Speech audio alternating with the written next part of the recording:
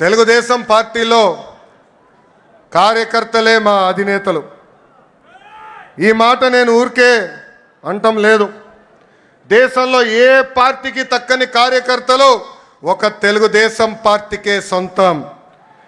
మీరు మంచి చేస్తే మెచ్చుకుంటారు, తప్పు చేస్తే నా తోలు కూడా తీస్తారు. ఒక కోటి సభ్యత్వాలు అనేది అది కూడా ఒక ప్రాంతీయ పార్టీకి అసాధ్యమైన రికార్డ్. ఆ కోటి సభ్యత్వాలు సాధించింది మన పార్టీ తెలుగుదేశం పార్టీ. అది కూడా కేవలం 83 రోజుల్లో. ఆంధ్ర రాష్ట్రం, తెలంగాణ రాష్ట్రం, అదేవిధంగా అండమాన్ నికోబార్లో మన సభ్యత్వాలు చేసుకుంటాం జరిగింది. కార్యకర్తల కోసం ప్రమాద బీమా ఈరోజు చంద్రబాబు నాయుడు గారి ఆదేశాల మేరకు 2 లక్షల రూపాయల నుంచి 5 లక్షల రూపాయలకి పెంచాం. కార్యకర్తల కోసం సంక్షేమ విభాగం ఏర్పడిన దగ్గర నుంచి గడిచిన 10 సంవత్సరాలు సుమారుగా 140 కోట్ల రూపాయలు సంక్షేమం కోసం, మన కార్యకర్తల కోసం మనం ఖర్చు పెట్టాం. నేను పాదయాత్రలో చూసా, ఆ కుటుంబాలని నేను కలిసా. 2004లో ఫ్యాక్షన్ దాడిలో ఆనాడు కాంగ్రెస్ పాలకులు మన కార్యకర్తల్ని చంపేస్తే వాళ్ళ పిల్లల్ని సొంత పిల్లలుగా దత్తకు తీసుకుని చదివించిన గొప్ప నాయకుడు మన నాయకుడు చంద్రబాబు నాయుడు గారు. ఆనాడు మీ అందరు తెలుసు, గండిపేటలో ఏకంగా స్కూల్ స్థాపించాం, ఉచితంగా పిల్లల్ని చదివించాం. ఏదో చదువు చెప్పి వదిలేస్తాం కాదు, ఇంటర్ కానీ ఇంజనీరింగ్ కానీ చివరికి వాళ్ళ ఉద్యోగాలు వచ్చే వరకు కూడా వాళ్ళకి అండగా నిలబడింది మన నాయకుడు చంద్రబాబు నాయుడు గారు.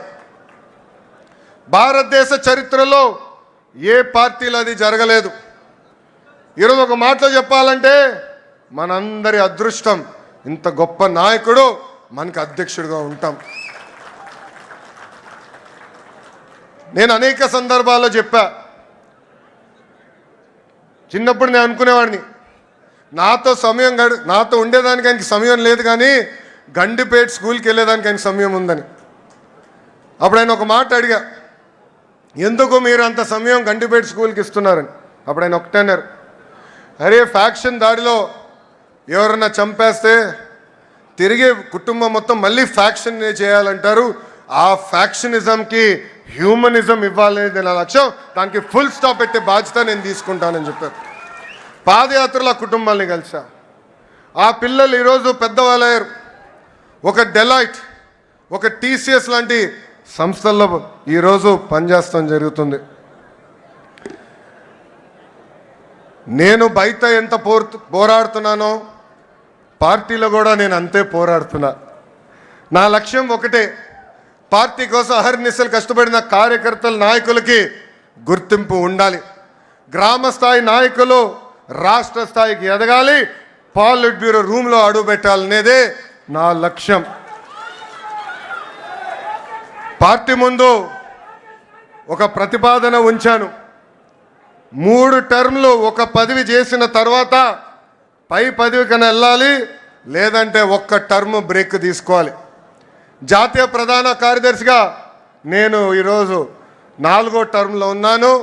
గౌరవ అధ్యక్షుల వారిని నేను కోరేది, ఆ సంస్కరణ నాతో మొదలు పెట్టాలని ఈ సభాముఖంగా నేను కోరుతున్నాను.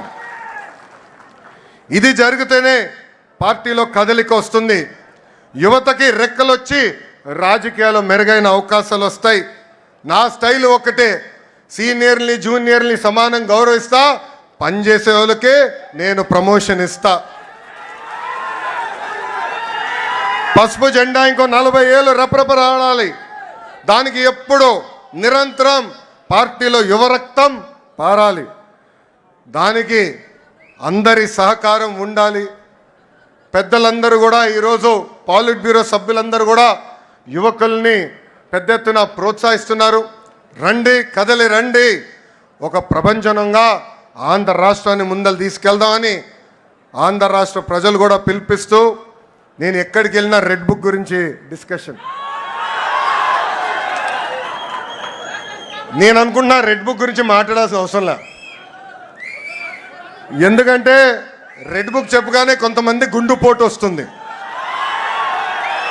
రెడ్ బుక్ చెప్పగానే కొంతమంది బాత్రూంలో కాలు జారి చెయ్యరగొట్టుకున్నారు. అర్థమైందా రాజా? అర్థమైందా రాజా? అధికారంలో ఉన్నామని గర్వం వద్దు, ఈగోలు వద్దు. అందరం కలిసికట్టుగా ప్రజల కోసం, కార్యకర్తల కోసం అహర్నిశలు కష్టపడాలని మీ అందరు తెలుపుకుంటూ, నాకు ఇంత అద్భుతమైన అవకాశం ఇచ్చిన జాతీయ అధ్యక్షుల వారు గౌరవనీయులు శ్రీ నారా చంద్రబాబు నాయుడు గారికి నా హృదయపూర్వక ధన్యవాదాలు తెలుపుకుంటూ మీ అందరి దగ్గర నుంచి సెలవు తీసుకుంటున్నాం. జోహర్ అన్న ఎన్టీఆర్, జోహర్ అన్న ఎన్టీఆర్. చంద్రబాబు నాయుడు గారి నాయకత్వం, చంద్రబాబు నాయుడు గారి నాయకత్వం. జై హింద్, జై హింద్. అందరికీ నమస్కారం.